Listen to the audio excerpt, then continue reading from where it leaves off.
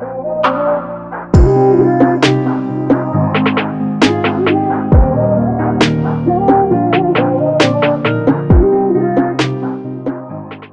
today is my birthday. I don't know what these balloons say, but I'm 34 today. I'm so blessed to see another year. I used to think that, I don't know, in my 20s, 30 seemed so old. And just, I don't know, 30 just used to seem so old. But honestly, every year is such a blessing.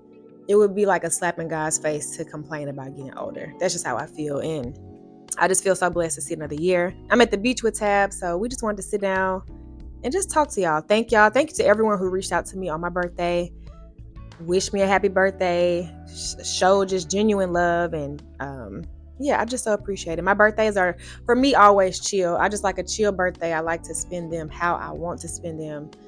And yeah, I mean, I want to spend it with y'all too. I want to just sit down and reflect on my past year, reflect on what's coming, and just really just sit down and talk. So that's what we're going to do today.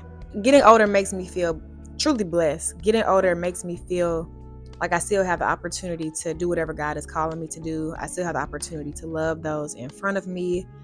And I just still have another opportunity to breathe, to live. So yeah, I don't take getting another year older as like, oh my gosh, I'm getting so old. I'm 34. I don't look at it that way. I look at it as like, thank God I'm 34. Thank God I got to see 34.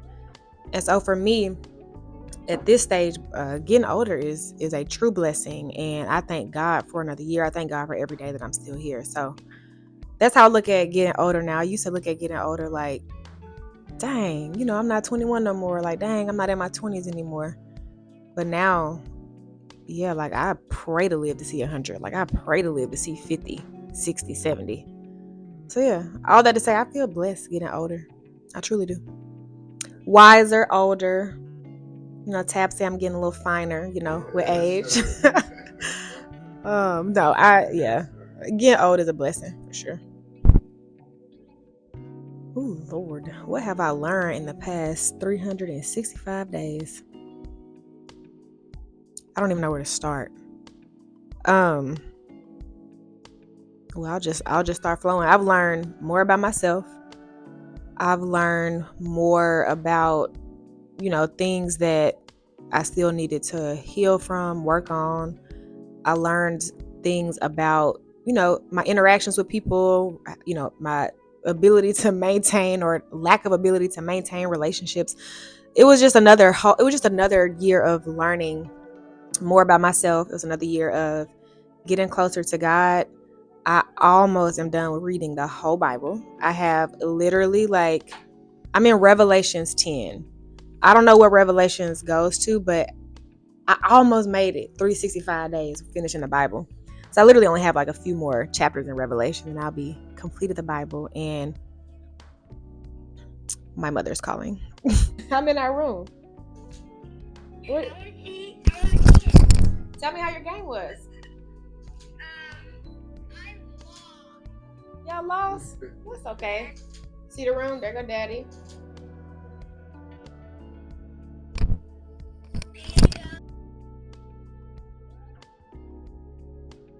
Yeah, so in terms of just, reading the whole Bible, of course I've learned so much context. I've learned so much about the authors of the different books. I've learned so much in reading the Bible. Like that could be a whole nother video. I've learned more about God. I've learned more about just Jesus and so much in my faith. I've continued to learn. I've learned more about parenting, how to parenting. Everything in life is just literally in real time, and it's just learning things as they come and being open to learning more about everything. Really being open to learning more about myself, my husband, my kids, my family, my relationships, life in general, different topics. So if I had to pinpoint just my year in 365 and what I learned more about myself, which has helped me continue to evolve. Yeah. Mentally, where am I at in real time? I'm in a much better mental headspace, and I will say it's still like a daily thing that I have to surrender to God to ensure that my mental stays at a peaceful level. Because even like, getting ready to come down to the beach, I had a lot of, as I always do, anxiety when I leave the kids and worry about them. And even though they're well taken care of and they're in great hands, it's just my anxiety will try to creep in and like ruin my trip basically. And so even like yesterday, me and you were talking, and it was just something that I had to just surrender to God. Like, I can't watch them any better than He can, like at all. So either I'm gonna trust that He gonna watch over them and protect them, or I'm not. And so like from a mental headspace perspective, like that's just daily, like that's just in everything that I do. When I feel that anxiety or worry creeping in, I do have to surrender my thoughts to God and like let them be held captive for Jesus. That's what the word says. Like, make your thoughts be captive to Jesus. And if those thoughts don't align with Him, then He can destroy those thoughts.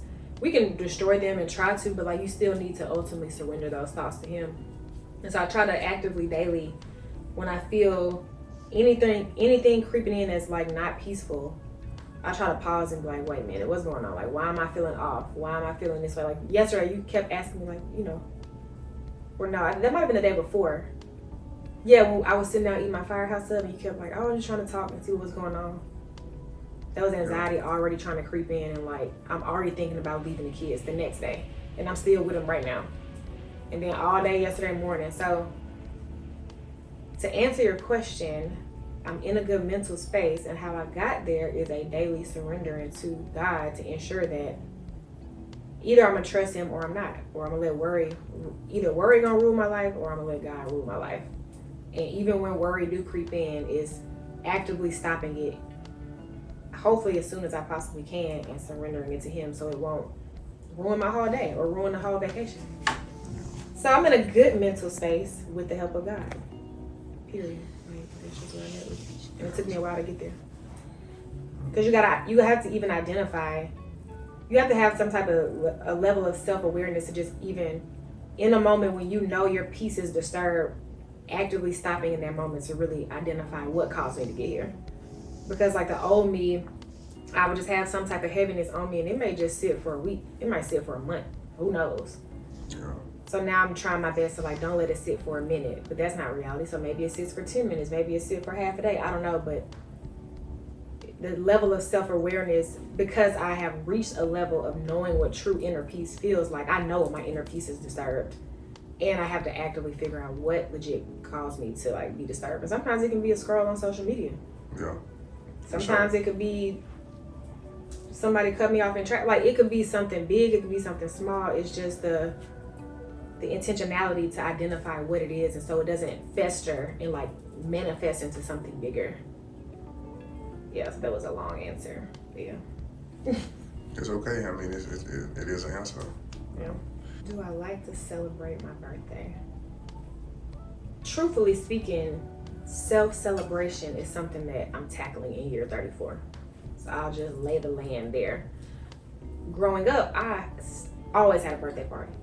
I'm talking, my mom probably threw me a birthday party up until I maybe asked her not to throw me one. I can't remember like when my birthday party stopped growing up, but I always had a birthday party. I always had family around, friends around. As I got older, I think, because I didn't have like her doing that for me, it was on me. I think birthdays started to become like less of an intentional celebration thing and more of like, oh, if I'm in college and I got friends, let's go drink, let's go get dinner, let's go do this, let's go do that. And then when me and you got together, birthdays were like, oh, let's go somewhere, let's go travel, let's go do this. Then when I had kids, I think birthdays turned into me like I just wanted to do, like spend that day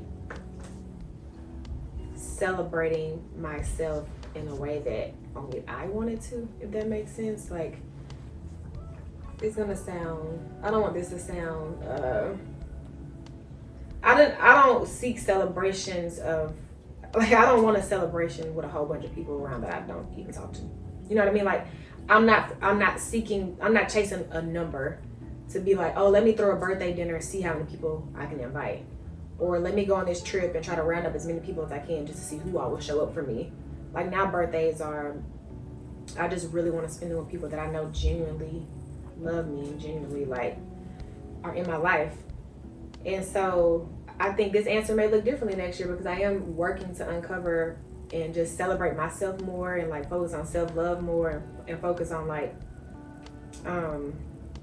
self-celebration more, because that's something that I've uncovered is something I want to work on. So birthdays are definitely a time more now of like reflection and planning, thinking about how was my previous year and like what do I want to do this year, and really just taking some time to reflect and chill and relax. The worst thing that could happen for my birthday would legit be a surprise party. So please never do that. Or maybe next year I'm gonna want a surprise party because I'm learning about how to celebrate myself. So yeah, maybe this answer will look completely different next year. But like where I'm at with it right now, the worst way to celebrate my birthday would literally be a surprise party with like 50 people in there. Like I feel like I would shut down and turn into like a whole little snail. Yeah, I'm simple. Birthdays for me are just, they match my life. Simplistic, minimalistic. Like we're in Gulf Shores. I didn't seek to go to some tropical island because I still have separation anxiety from the kids, and I'm happy. Like this is like legit just perfect for me. Sipping coffee, talking to y'all, reflecting, having intentional conversations with the person in front of me that I want to, and then with y'all, like people who genuinely support me. So that's joyful to me. Good answer. Why did I want to celebrate my birthday in Gulf Shores? For one, it was only 3 hours away. It's a short drive. Two, Gulf Shores is, if we were to have a second or third home, we're in agreement, like we would want it to be in Gulf Shores. If you don't know, Gulf Shores is in Alabama. It's like Orange Beach, Gulf Shores. They have some of the whitest beaches in America. Even one time we were here, we met these ladies from California. And I was like, why would y'all come from California to come to our beach? She was like, the beaches don't compare. Y'all sand here does not compare to the sand in California. It is such a beautiful, I just feel like hidden gem. It's not a lot to do here, so you don't feel pressured to, like we went out to dinner last night, there was no pressure to figure out what to do, because I mean, yeah, it's a few bars here, but it's not a big city, so you don't have the hustle and bustle and feeling like you're missing out on doing something. So it's like one of those places where you can come on vacation and just really be on vacation, like really relax. They got good food. Again, the beaches are gorgeous, and they have just enough stuff.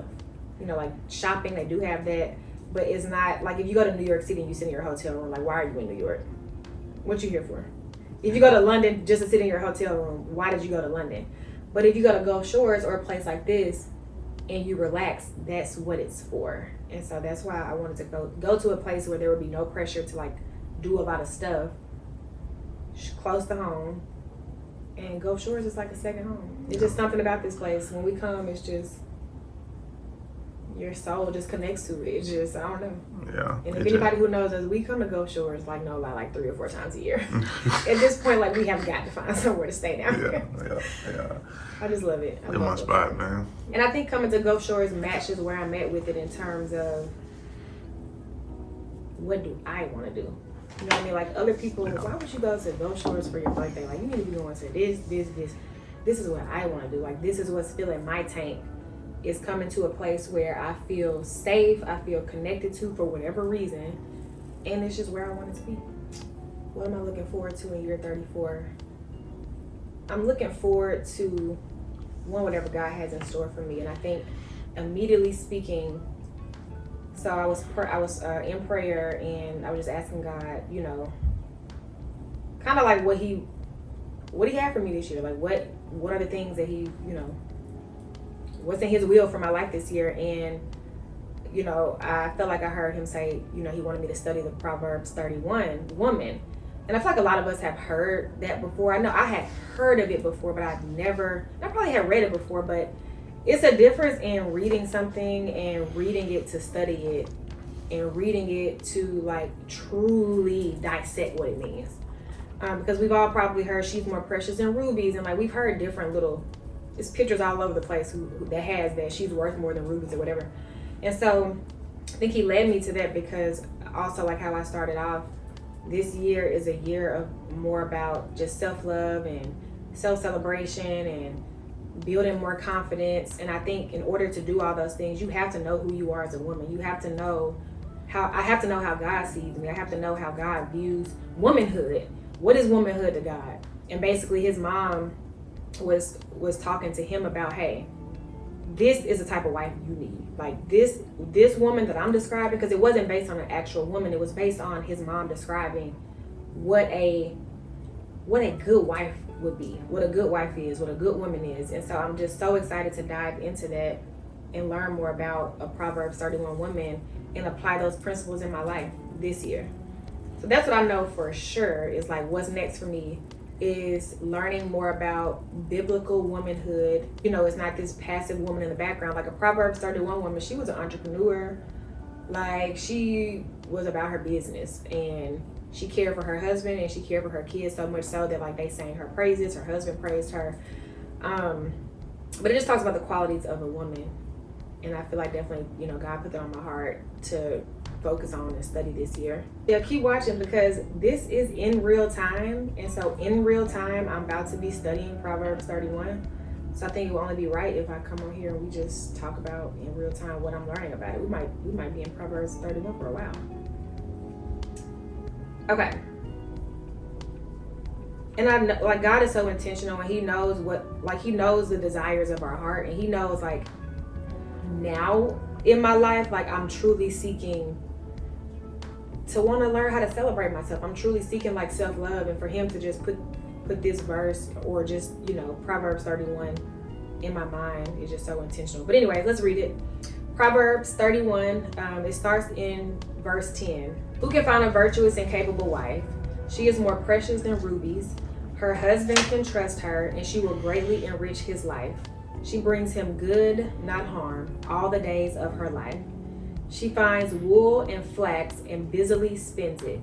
She is like a merchant ship bringing her food from afar. She gets up before dawn to prepare breakfast for her household and plan the day's work for her servant girls. She goes to inspect a field and buys it. With her earnings, she plants a vineyard. She is energetic and strong, a hard worker. She makes sure her dealings are profitable. Her lamp burns late into the night. Her hands are busy spinning thread, her fingers twisting fiber. She extends a helping hand to the poor and opens her arms to the needy. She has no fear of winter for her household, for everyone has warm clothes. She makes her own bedspreads. She dresses in fine linen and purple gowns. Her husband is well known at the city gates, where he sits with the other civic leaders. She makes belted linen garments and sashes to sell to the merchants. She is clothed with strength and dignity, and she laughs without fear of the future. When she speaks, her words are wise, and she gives instructions with kindness. She carefully watches everything in her household and suffers nothing from laziness. Her children stand and bless her. Her husband praises her. There are many virtuous and capable women in the world, but you surpass them all.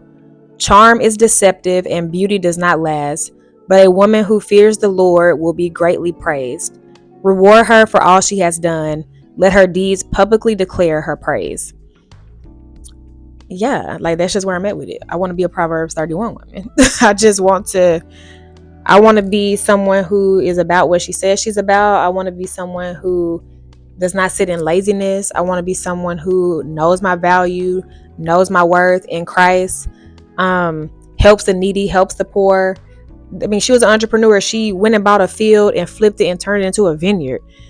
She made her own bedspread. She woke up before dawn to prepare breakfast. Like she just took care of what was in front of her. She stewarded well what she had, and yeah, she was just about her business. She's just a boss, and I am going to study that. And yeah, I'm looking forward to another year of